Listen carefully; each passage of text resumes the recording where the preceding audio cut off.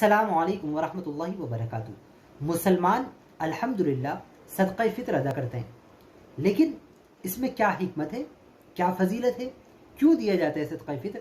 कभी इस पर आपने गौर किया या तहक़ीक़ की कि इसकी वजह क्या है? तो हदीस पाक में प्यारे आका सल्लल्लाहु अलैहि वसल्लम ने इसकी वजह बयान फरमाई है।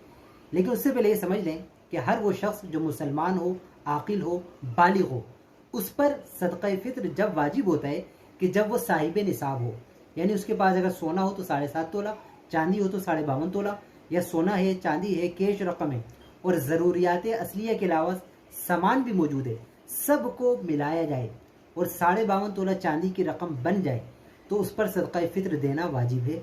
अपना भी, अगर नाबालिग बच्चे हैं, चाहे एक दिन का बच्चा भी हो, तो उसका भी सदक़ा फ़ित्र देना इस पर वाजिब होता है बाप पर। मगर इसमें हिकमत क्या है?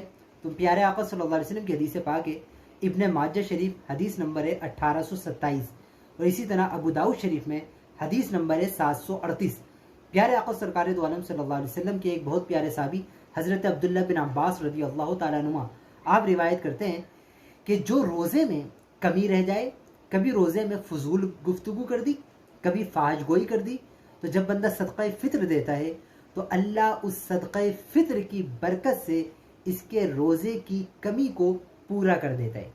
यानी जो गुफ्तगू की और रोज़े में जायज़ नहीं थी, कोई ऐसा काम कर दिया तो अल्लाह करीम उसको सदक़ा फ़ित्र की बरकत से माफ़ फरमा देता है।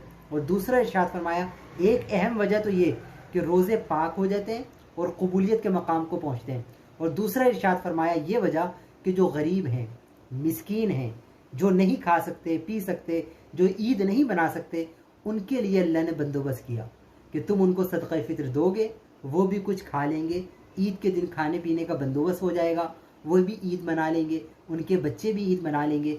ये दो वजह हैं अहम सदक़ा फ़ित्र देने की। तो इसलिए ज़रूर सदक़ा फ़ित्र अदा करें। जो सदक़ा फ़ित्र अदा नहीं करेगा ये उस पर वाजिब ही रहता है और वो शख्स गुनहगार होगा जो सदक़ा फ़ित्र अदा ना करे, अगर वो साहिब निसाब हो उसके बावजूद भी।